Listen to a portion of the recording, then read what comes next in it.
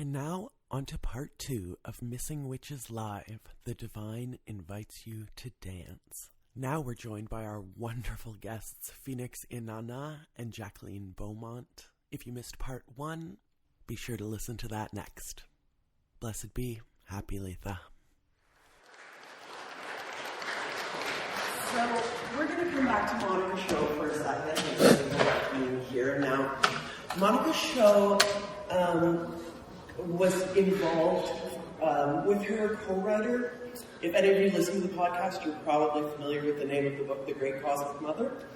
It's one of Missing Witch's favorite books. And it was co-written by a woman named Barbara Moore. Now, Barbara Moore got Monica's show involved with this, feminist spirituality cult in the 70s. They formed a commune.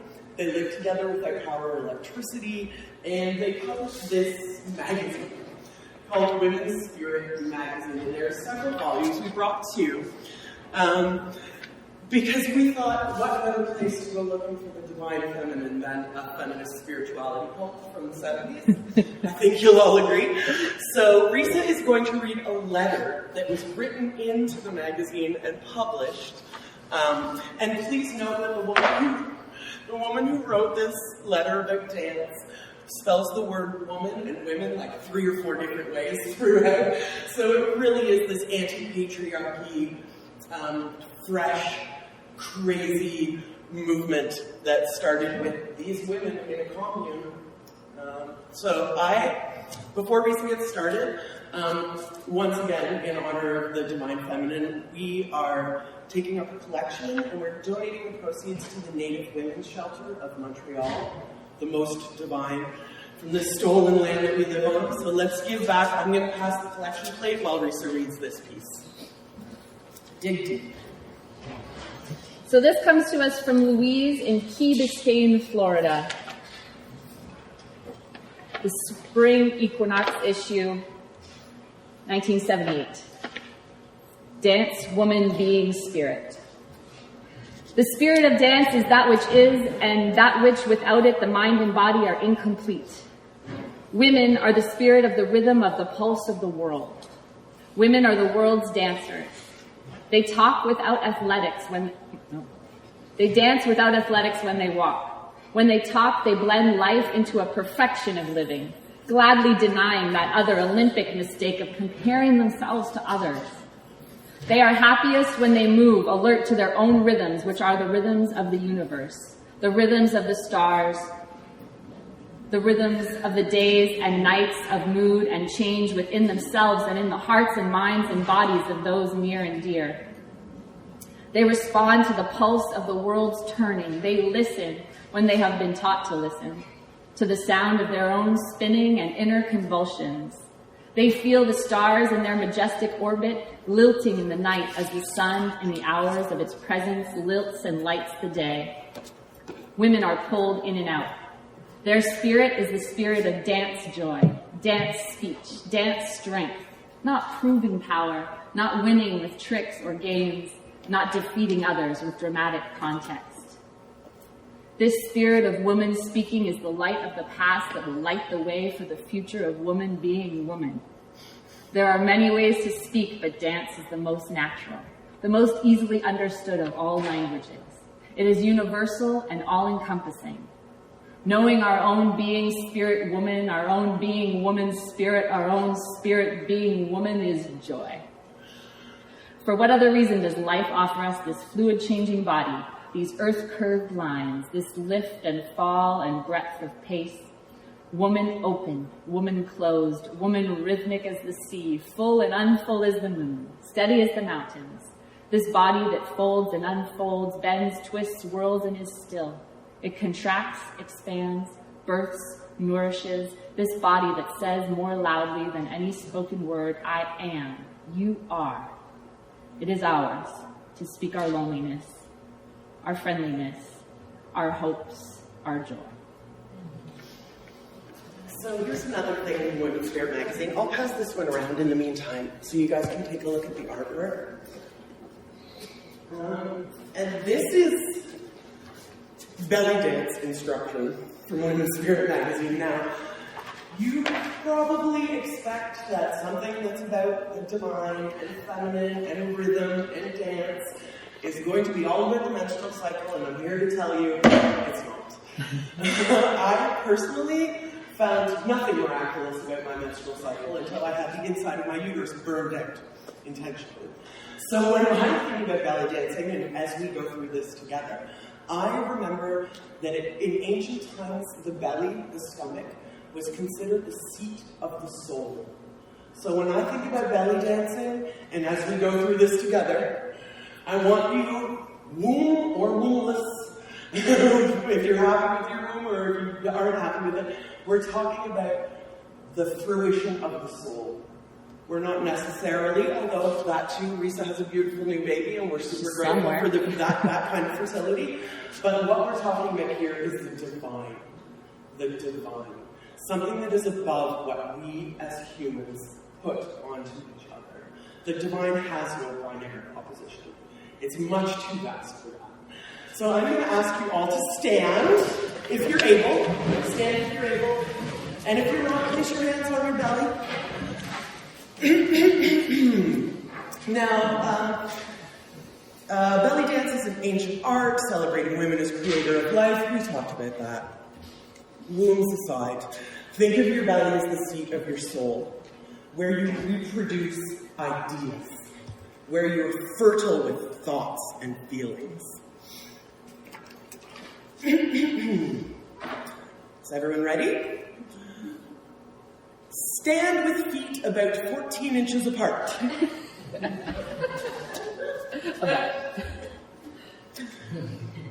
Where was I? Okay. Stand with feet about 14 inches apart, knees slightly bent.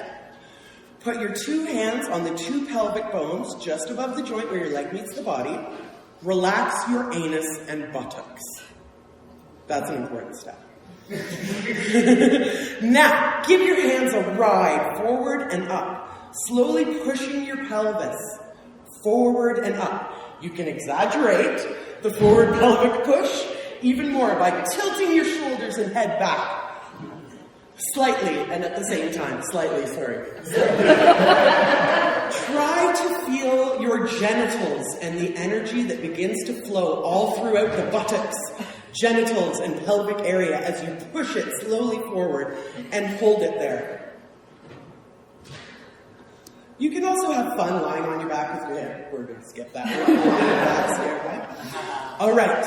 Bend knees slightly and put feet about 14 inches apart. Tuck the pelvis back under you. Slide hips and pelvis out to the left. Slide hips and pelvis forward so that you're leaning back slightly. Slide hips and pelvis out to the right. Slide pelvis back under you. And continue circling. Really good. Now, again, the historical concept of belly dance is about childbirth. It wasn't a sexualized harem, dance. It was about the fertility, again, not just of our human bodies, but of the soil. These dances were performed because they mimic the movements when a woman is trying, when a person who gives birth pushes that baby out. But again, we're thinking of this in terms of how we heal our soul, the fruit that we make from our bodies in dance. Move your arms. Sway from side to side. Make that circle. And when you feel disconnected from your soul, remember it lives in your belly. And you can shake it up anytime you want to. Anytime you want to. This is where your soul lives. This is where your fertility comes from. Fertility of the mind. Fertility of the soil. Keep dancing. Keep dancing. Keep dancing. Keep dancing. Keep dancing. Isis is starting Diana. Take it to the meter valley. Nana. Isis is starting Diana. Take it to the meter valley. Maya.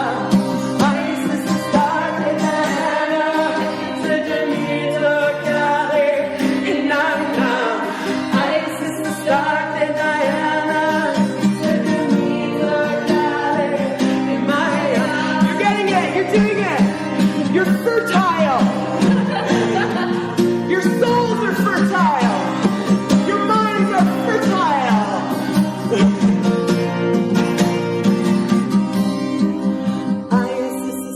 Diana, Hecate, Demeter, Kali, Inana.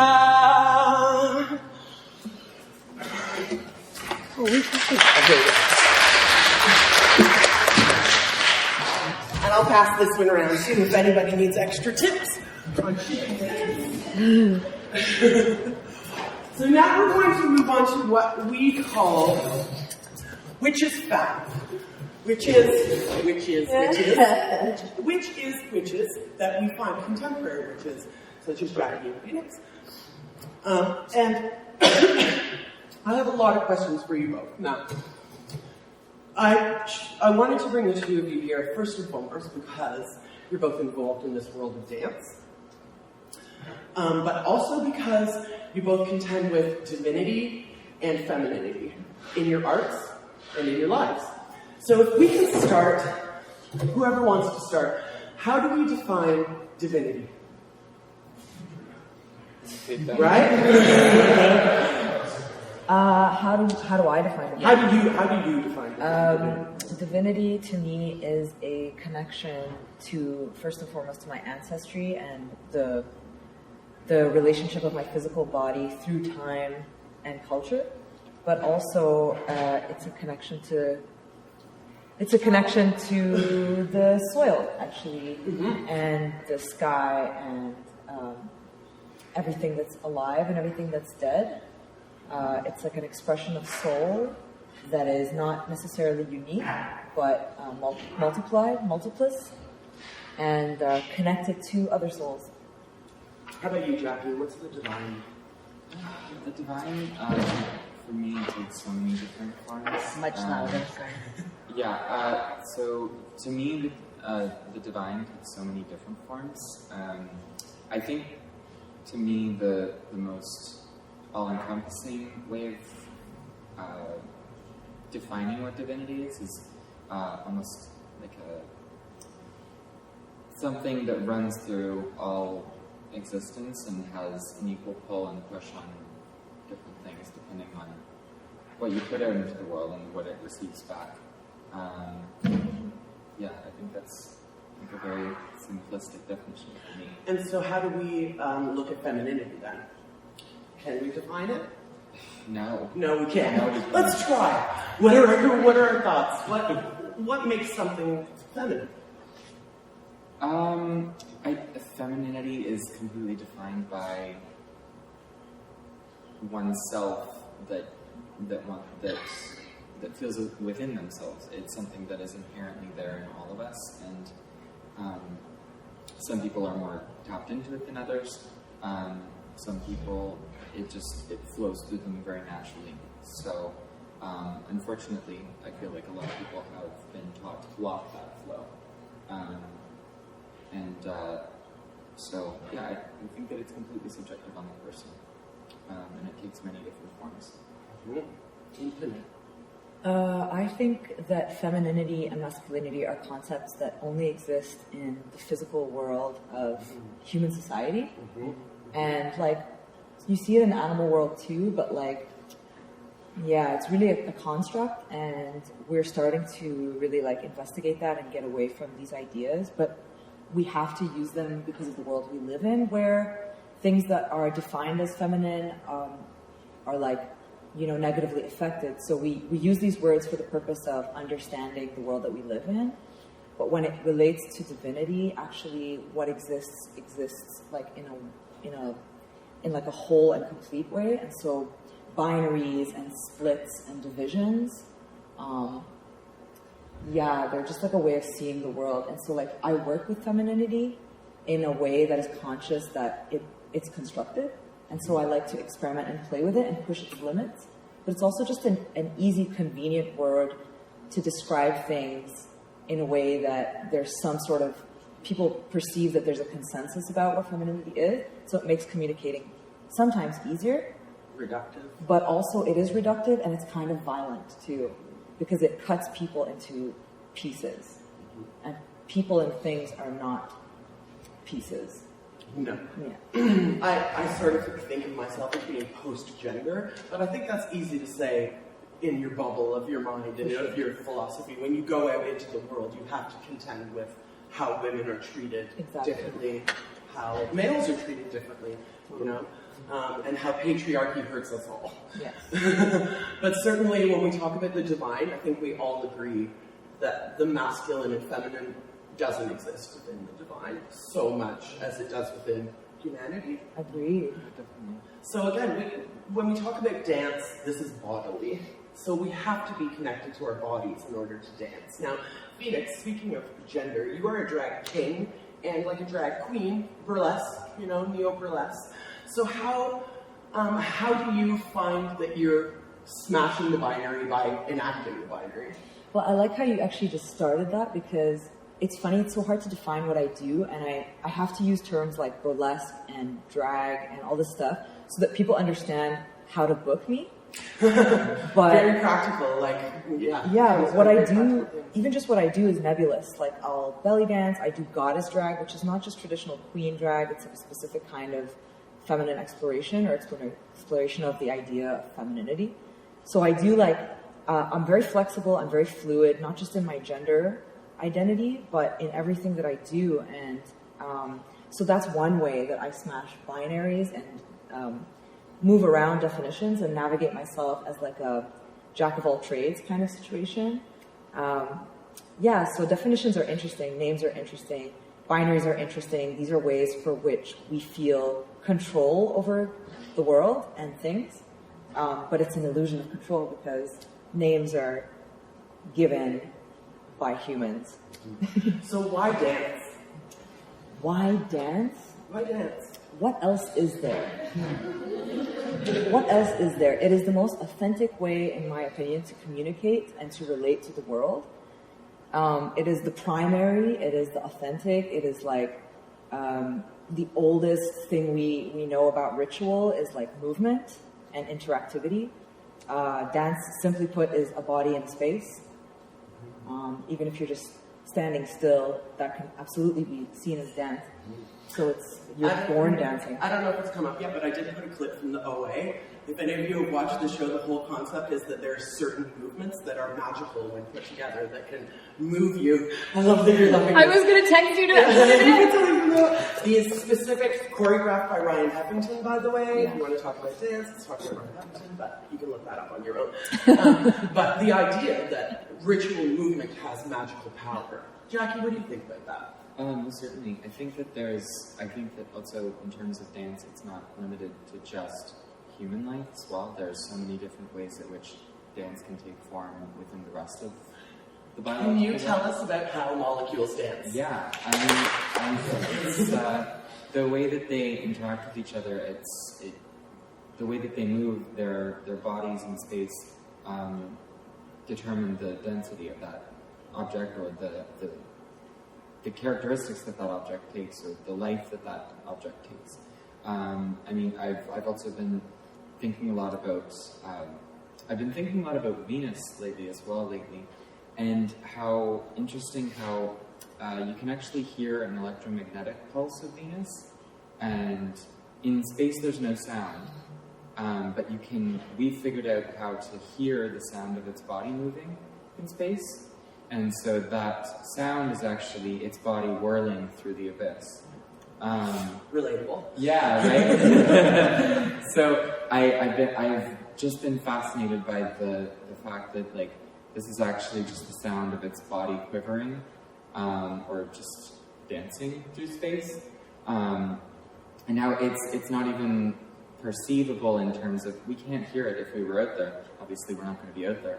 But, like, it's just so fascinating to me that it's not just this bodily movement isn't just limited to humanity as well. So it can take so many different forms. I mean, if you look at like animal mating practices, there are so many different species. Mating dances. Yeah, mating dances transcend past humanity and into like billions of species around the world where, again, just the movement of bodies and the precision of bodies moving in space have like a life or death reaction. So yeah, it's really interesting. I remember when we first interviewed you in your lab, you guys described realizing that when you were trying to enact certain protocols, that for you they were witchcraft, that it was kind of like a spell book that you guys were building of your scientific protocols. And I thought of that when you were saying that these specific movements create life, that it's almost like a dance that you guys do in the lab. Definitely it is. And yeah, I've been working with genetic engineering as of recently, and just realizing how and not just how precise you need to be, because obviously biology is very precise, but yet also completely not at the same time. Sometimes it's just a complete fluke. But in a lab, you run by a specific protocol that is down to like the microliter, like just the tiniest little amount that you would never even think about, but that will set all their bodies into movement, or they will set a reaction within themselves that will trigger something. And the way that you put them on a shaker and how they move around helps them to like develop themselves into life. And at the end of it, you actually have a living organism that is conceived out of this dance, of this movement. A dance that develops into life. It is, yeah. Can somebody write that down, please? A dance that develops into life, and I think that's what we're talking about here. I reached out to one of our friends named Lindsay, aka Dark Lake Tarot, because she's also a burlesque dancer, but she's of Caribbean heritage, and a lot of her Caribbean ancestry and spirituality comes out in her dance. So I asked her to write a little something for this. I'm going to read it quickly. Dance is an essential part of growing up in the Caribbean. Whether you grew up brooking it down the streets during Junkaroo, Carnival, or Crop Over, or if you were swaying to the voices of God in church every Sunday. But minutes away from stepping onto the stage to perform my act, Tribute to the Obaya Man, part of the Vancouver International Burlesque Festival, I felt like I was drowning under the weight of expectation. Sure, there were nerves attached to performing at such a prestigious event, but I felt woefully inadequate and unprepared for the enormity of the task at hand, representing my home country and the cultures that birthed me, the indigenous spiritual practices of my ancestors, successfully colonized and criminalized in modern society, communicating my existence in the intersection of women, behemoth, stripper, and witch, and attempting in my own imperfect, struggling way to begin what I now know to be the start of a lifetime of ancestral healing and reconnection. To be honest, I remember very little of the routine, and although there are pictures and video on the internet, I know I chose a song of cultural significance, Exuma de Obaya Man, by Tony McKay, and the intention was to channel the spirit or spirit of the Obaya Man, read my heritage, my ancestry, my culture, my identity, through the routine, reconcile it all within my body. All I remember is a blinding spotlight and a primal pulsation from deep in my blood. But it wasn't through fear or even adrenaline, I think. I think it was something deeper. Drumlines and bloodlines stretching generations and miles and circumstances lit up like a circuit board calling me by name, as if I never left those shores. I took flight and soared home triumphant, and I danced with the cosmos and innumerable ancestors I knew by sight. I communed with the spirits, jubilant and supplicant, and let their truths, my newfound sacred truth, move through my body as it felt led to move. When I came to, I had collapsed in the wings, in joyful tears, with friends and strangers alike weeping with me, seeing me, and acknowledging me in my wholeness, just as I now acknowledge myself in my wholeness. Transfigured, humbled to dirt, and buoyant. Now, when I read this, Phoenix, I thought of you immediately because I know that you use your dance to connect to your ancestry. You mentioned it already. So how do we use our physical bodies to connect to the dead, or to our ancestry, or to our culture? How do you do that? Yeah, that's all I can really. That's all I can really. We collect perspectives one by one here. Nobody has a universal perspective. Slow and steady, yeah. Wow, where do I begin? So like everything that I do is for spirit. So like even just from my name, Phoenix Inana, Phoenix being the regenerative creation destruction cycle that is so much home to me, but also like a part of the universal communication.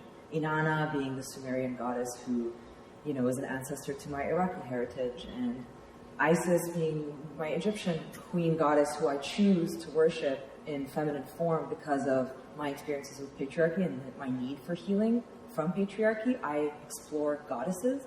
That's what I'm interested in. It's what I'm drawn to. I've only got one act where I'm embodying male, masculine divinity because I have so much, like I've been raised as a woman, perceived as a woman, so I have that as part of my identity, regardless of whether or not I identify that way.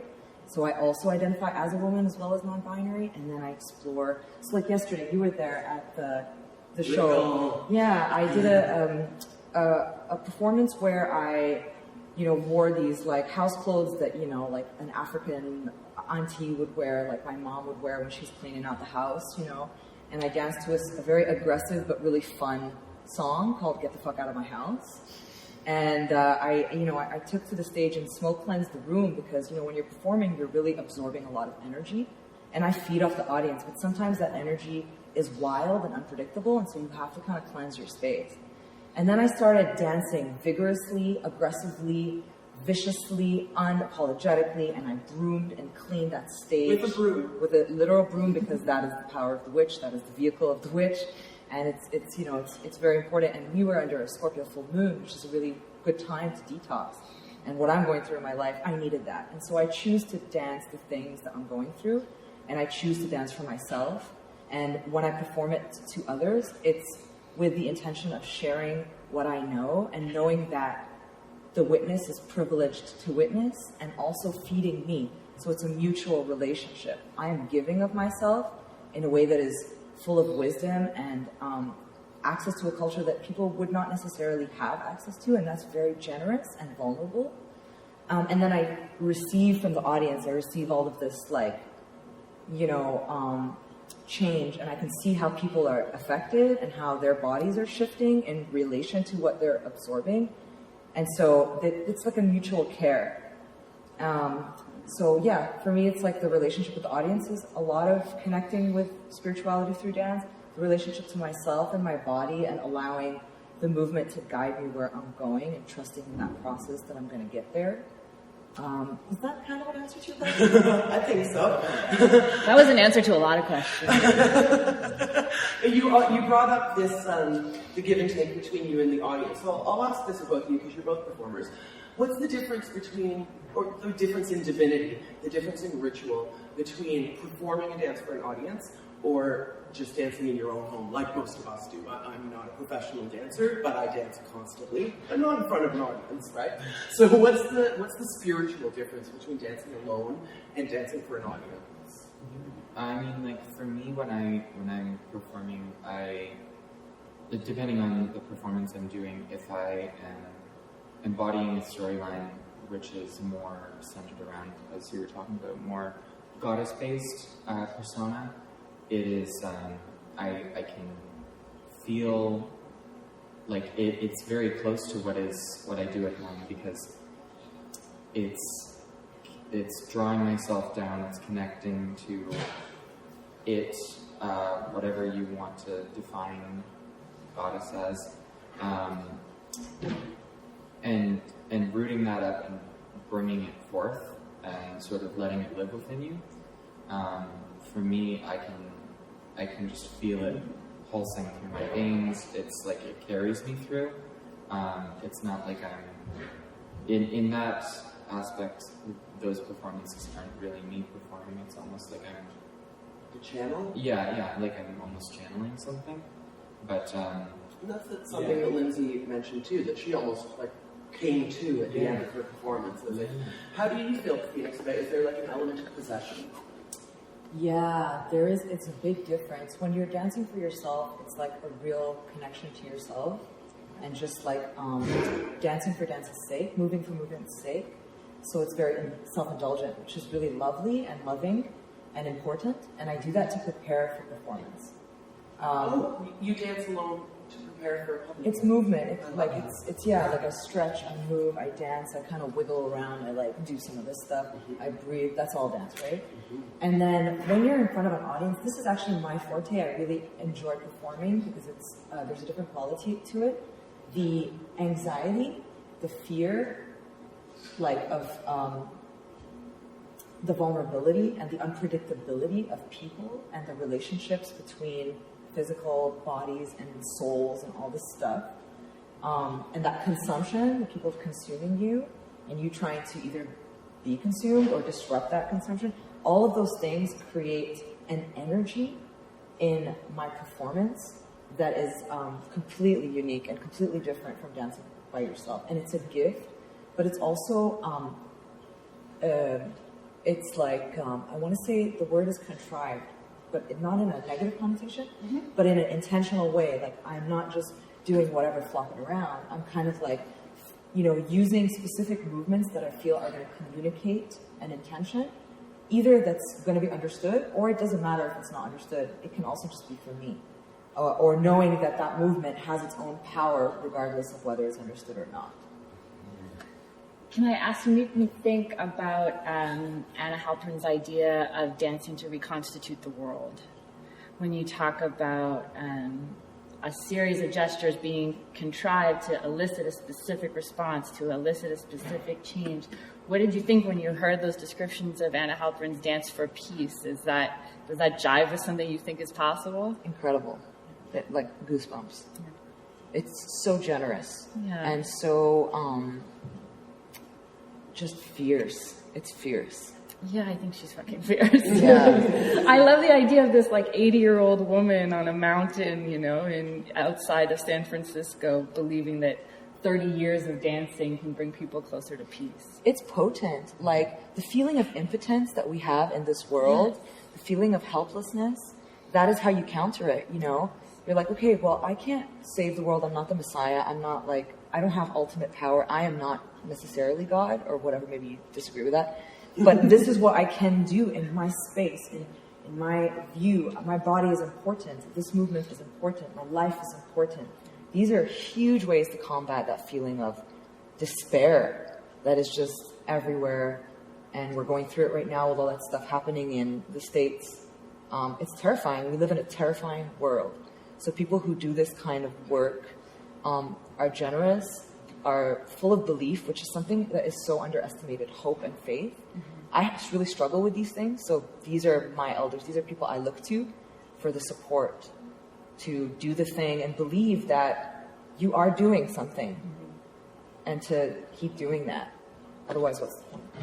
I think for the record, too, every time I go to a drag show of any kind, I feel the same kind of hope. That there's a real act of bravery and of community building and of vulnerability and generosity that gives me hope that I take into activism or community organizing. So I want to ask Jackie, I know that, Phoenix is connecting to her ancestors, but when you do your dance, it's more of a connection to our one common ancestor, that being Gaia, Mother Earth. And I know you have kind of an interesting theory on why the Earth herself has been gendered female. Yeah. Can you talk about that for a second? Definitely. So if anyone is not familiar with the philosophy of queer ecology is the practice of trying to erase gender when thinking about the Earth, instead of thinking about her as Mother Earth, just acknowledging it as its own autonomous living organism. When unfortunately we live in a world where when we feminize something, it means that therefore it's possible to have to take from that person. Societally we believe that a mother is to give, to care, to nurture, and to never ask for anything in return. And the same reason why most AI programs, or almost all AI programs, are gendered women, right? Because we can treat them as servants. Yeah, exactly, yeah. There's a huge history throughout the world where technology or robotics or even machinery has been labeled female because they're meant to serve for a purpose and not have anything in return. And so if we exist within a mindset where, unfortunately, society believes that it's Mother Earth and that she gives and gives and just wants to keep giving, eventually her sources will be depleted completely. And I mean, I think for the majority of us, we don't have the same notion of a mother. Yes, they want to give love and care and nurture, but there is also an equilibrium that needs to be reached within love and care it is a two-way street. And so that's where queer ecology is by addressing the earth as a non-binary body, and like recognizing it as a queer spirit, we can move towards a better mindset to address questions about resource depletion, land ownership. There's an endless amount of things that can be changed when we change the mindset around the gender of the earth. I think that's the question. That is the answer to the question, absolutely. I want to get into one thing before we move to Q&A. We don't have time for Q&A. Let's do our closing meditation. So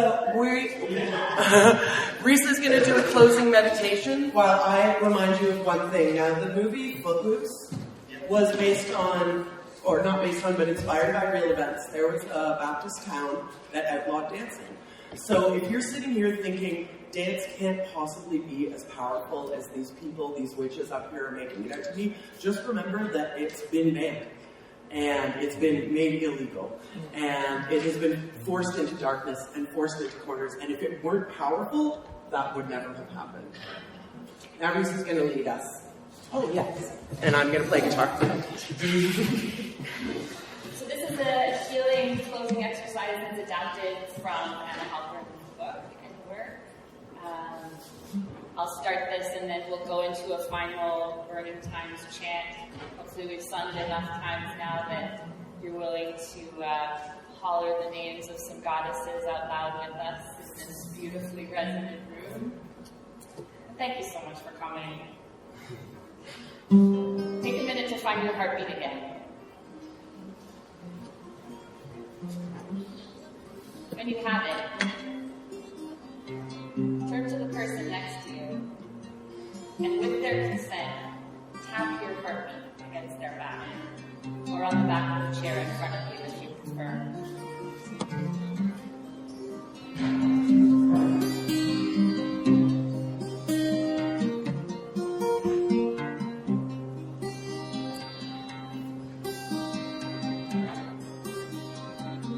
You know the story. Cells put into the same petri dish will quickly settle into a shared rhythm. We are these cells. Close your eyes and keep this beat. When you leave here today, carry this within you. The beat of our collective hope and fear and illness and wellness and life and life and life. See it in the eyes and face of everyone you encounter. May all your encounters become an urban ritual of becoming the divine dancer. May you be cells, bearing with you a rhythm of peace and of healing. Please continue to share your heartbeat with us as we join in our closing refrain. Isis started Diana, consider me to Cali, Inana. Isis started Diana, consider me to Cali, in Maya. Isis started Diana, consider me to Cali, Inana. Isis started Diana, consider me to Cali, Inana. Isis started Diana, consider me to Cali, Inana. Isis started Diana, consider me to Cali.